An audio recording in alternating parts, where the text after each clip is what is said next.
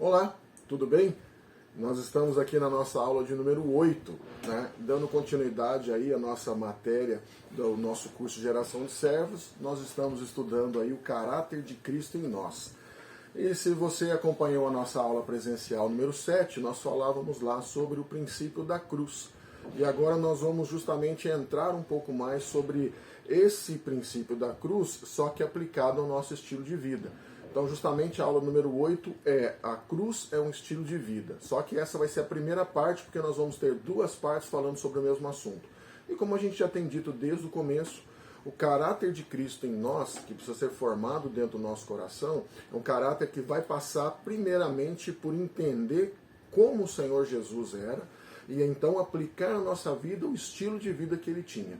Então, quando nós falamos sobre a cruz como um estilo de vida, nós temos que olhar para a vida dele e ver de que maneira ele lidava com as determinadas situações e, a partir disso, usar isso como exemplo perfeito para cada um de nós. O princípio da cruz na vida de Jesus, ele não morreu apenas naquela cruz, mas ele viveu por ela, ele viveu como se isso fizesse parte da vida dele em todo tempo, em todo momento, né? Então nós vamos olhar alguns pontos nas próximas duas aulas, que vão ser uma aula um pouco maior dividida em duas partes, e a gente vai então entender um pouco melhor sobre isso. E a primeira coisa que a gente pode dizer é que uma das coisas que estão sujeitas à cruz como estilo de vida é que o Senhor Jesus, ele aprendeu a se submeter. Então aprender a se submeter é algo que é intrínseco, inerente àqueles que estão vivendo esse estilo de vida que o Senhor Jesus. Então a gente para pensar um pouquinho que o próprio Senhor Jesus, ele também era submisso. Apesar de ser Rei dos Reis, Senhor dos Senhores, né, de estar sentado à direita de Deus, o Pai, de onde ele há de vir julgar tantos os vivos como os mortos, enquanto ele esteve nessa terra, ele era submisso à vontade do Pai. Eu quero ler aqui dois versículos, né, que embasam essa minha declaração, né, que a gente pode ver que a primeira grande tensão na vida de um discípulo é entender, compreender e estar sujeito à autoridade. Nenhum de nós, entendeu, é um exemplo de autoridade e, ao mesmo tempo, nenhum de nós está fora ou não está debaixo de alguma autoridade. Ao mesmo tempo que nós podemos ser exemplo para algumas pessoas, e essa é a parte que a gente gosta mais, não é? De ser exemplo aos outros, nós também precisamos buscar exemplo. Então, ao mesmo tempo que estamos no processo de ensinar, também estamos no processo de aprender. Ao mesmo tempo que gostamos de exercer autoridade, nós também temos que aprender a estar debaixo de uma mesma autoridade. E o Senhor Jesus, ele aprendeu obediência, né, a essa sujeição desde muito cedo. E eu coloquei aqui dois versículos para nos ajudar a entender esse momento nessa hora. Primeiro, Hebreus capítulo 5, verso 8, eu vou ler aqui na NVI, diz assim: embora sendo filho, ele aprendeu a obedecer por meio daquilo que sofreu. Quer dizer, embora sendo filho de Deus, ele aprendeu a obedecer por meio de todas as coisas que ele sofreu. Interessante que aqui o sofrimento, tanto quanto nós falamos na aula de número 7, ele é algo que é muitas vezes necessário para que o nosso caráter seja aperfeiçoado. E o outro versículo é Lucas capítulo 2, 51, que fala um pouco sobre a infância do Senhor Jesus. E diz assim: então foi com eles para Nazaré. É aquele evento em que ele se solta dos seus pais, os pais dele vão em caravana voltando para a cidade, acham que ele está junto ali na caravana, porque era uma caravana muito grande por celebração da Páscoa, e quando eles vão descobrir que o Senhor Jesus não estava, os pais dele retornam para Jerusalém e vão encontrar justamente o Senhor ali conversando, ali articulando informações, né, dando aula de teologia para os maiores teólogos daquele momento, né? Então Lucas 2,51 diz assim: então foi com eles para Nazaré, e era-lhes obediente. Sua mãe, porém, guardava todas essas coisas no seu coração. Então nós vamos ver que o Senhor Jesus, desde muito cedo, né, toda a sua infância, ele também foi obediente aos seus pais, né? E aí a gente para pensar um pouquinho, né? Deus ali, feito gente, infinitamente superior aos seus pais terrenos, mas ele sempre submetendo a eles mesmos. É interessante, né? É muito fácil quando a gente tem que se submeter a alguém que está acima de nós. alguém que ocupa uma posição, um presidente, um senador, um alto juiz de uma alta corte. Mas e quando nós temos que nos submeter às pessoas que são menores? Aos que são, olhando por uma ótica social, aos que são inferiores socialmente a nós. E aí começa realmente, nós começamos a entender que a cruz é muito mais profunda nas nossas vidas do que simplesmente dizer, eu tomo a minha cruz e sigo a Jesus. Então, quer dizer, é necessário colocar essa cruz em prática nas nossas vidas, né? Claro que isso vai exigir de nós uma renúncia do nosso orgulho, né, do nosso desejo de ser reconhecido, do nosso desejo até mesmo de ter opinião algumas vezes. Porque numa situação difícil você quer falar, não posso falar nada. Eu tenho que aprender a me submeter e entender as pessoas, e o princípio da cruz está muito relacionado à questão do respeito, do amor ao próximo também. Porque todas as pessoas, elas têm a sua parte, têm a sua filiação divina, e nós precisamos aprender que nem sempre a nossa opinião conta também. Isso faz parte dessa ideia de liderança, faz parte dessa ideia de ter um caráter transformado. Uma outra coisa que o Senhor Jesus também fazia, ele ouvia as críticas com amor. E aqui fica algo que realmente é difícil para cada um de nós. Como nós não gostamos de ser criticados, né? Quando nós não gostamos que as pessoas vão contra a nossa vontade, né? Interessante que nós temos aqui um evento que quando Lázaro morreu, o Senhor Jesus se demorou ainda alguns dias, então ele chega em Betânia, ele já estava ciente de todas as situações, de tudo que tinha acontecido, e mais, ele sabia ainda o que aconteceria. Ele sabia que o Senhor Deus ia ressuscitar Lázaro de dentre os mortos. Mas quando ele chega ali, né, João capítulo 11, verso 21, relata que Marta chegou para Jesus e disse assim, se o Senhor estivesse aqui, o meu irmão não teria morrido. Da mesma maneira, Maria, quando encontra com o Senhor, fala praticamente as mesmas palavras. Como dizer assim, por que o Senhor não estava aqui antes? Por que você não chegou aqui na hora certa? Né? Por que o Senhor demorou tanto para chegar até aqui sabendo que Lázaro estava enfermo? E é interessante que o Senhor Jesus, ele fala assim, mulher, você não sabe o que você está dizendo. Você enlouqueceu? Eu sou Deus. Quer dizer, ele poderia ter dito qualquer coisa ali, porque ele realmente sabia o que aconteceria.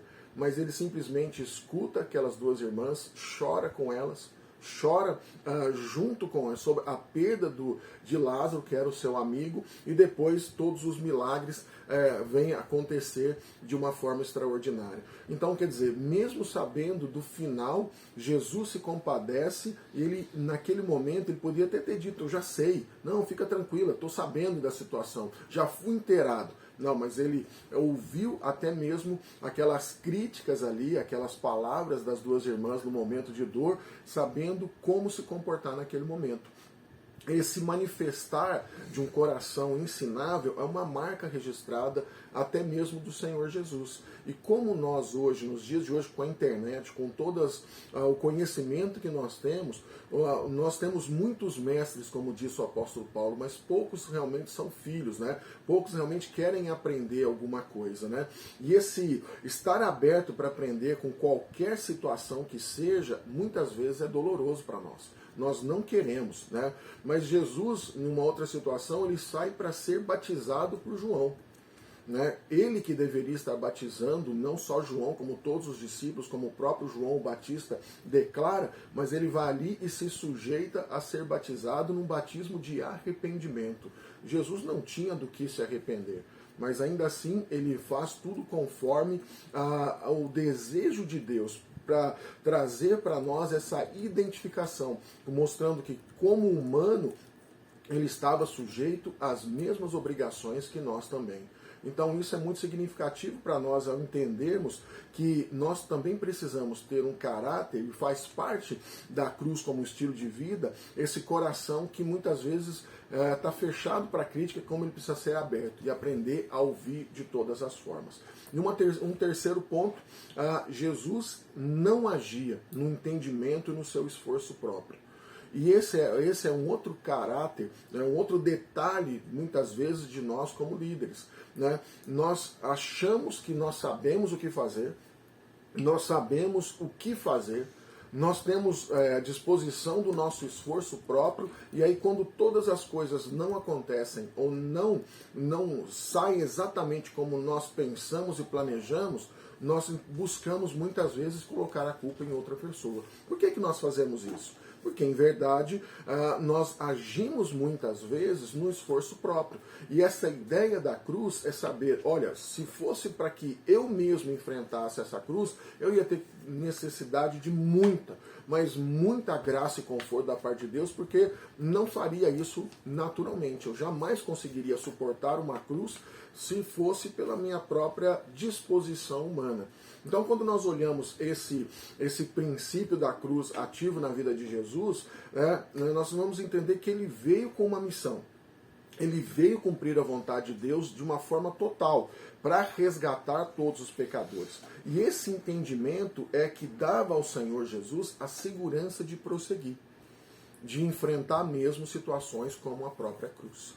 Jesus, ele fazia somente a vontade de Deus, e quando a gente só faz a vontade de Deus, não tem achismo. Eu acho que eu tenho que fazer aquilo. Eu acho que tem que fazer assim. Eu acho que precisamos de um culto dessa forma. Eu acho que eu tenho que evangelizar dessa forma. Então, quando nós simplesmente estamos na direção de Deus, não existem achismos. Eu coloquei aqui, separei um versículo para nós, é João capítulo 5, nós vamos ler tanto o verso 19 como o verso de número 30. João 5,19 diz assim: Jesus lhes deu essa resposta: eu lhes digo verdadeiramente que o Filho não pode fazer nada de si mesmo. Só pode fazer o que vê o Pai fazer, porque o Pai faz, o Filho também faz.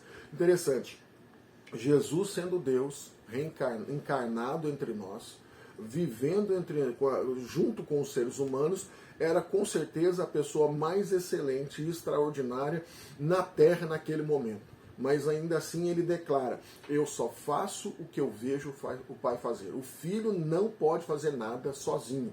Ele precisa em todo o tempo do Pai direcionando a sua vida. O que ele estava querendo ensinar a gente? Que tudo que nós vamos fazer, nós precisamos da direção correta do Pai. O mesmo capítulo 5, no verso de número 30, Jesus declara: por mim mesmo nada posso fazer. Eu julgo apenas conforme ouço, e o meu julgamento é justo, pois não procuro agradar a mim mesmo, mas aquele que me enviou. Quando nós nos dispomos a ter um caráter transformado por Deus, quando nós nos dispomos a viver a plenitude da vontade de Deus, nós temos que entender que existe uma planta, existe um projeto, existe uma construção sendo desenvolvida desde antes da fundação do mundo. É o projeto de Deus de nos levantar do nosso lugar caído, nos limpar, por meio do processo da santificação, nos levar até a glória eterna. E nós não vamos alcançar esse projeto, porque dentro entre uma coisa e outra está todo o trabalhar da redenção da própria sociedade que nós vivemos. Nós não vamos cumprir totalmente esse plano se nós não aprendermos que eu preciso estar debaixo da direção de Deus em todo o tempo. João capítulo 8, 28, diz assim: então Jesus disse: quando vocês levantarem o Filho do Homem, saberão que eu sou, e que nada faço de mim mesmo. E olha que interessante como ele termina esse diálogo. Mas falo exatamente aquilo que o Pai me ensinou.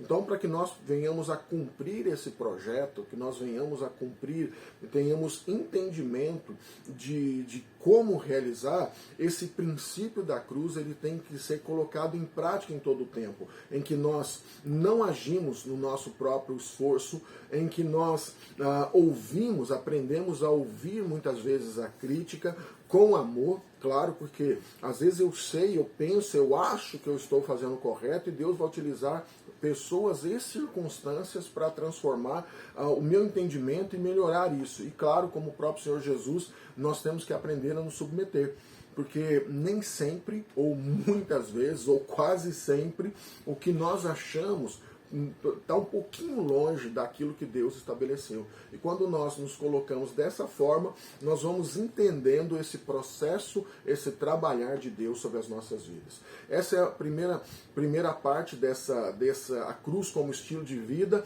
No segundo vídeo nós vamos já, na aula de número 9, nós já vamos estar um pouquinho adiantando sobre esse assunto também. Então até lá, até o próximo vídeo, o vídeo de número 9. Deus abençoe a sua vida.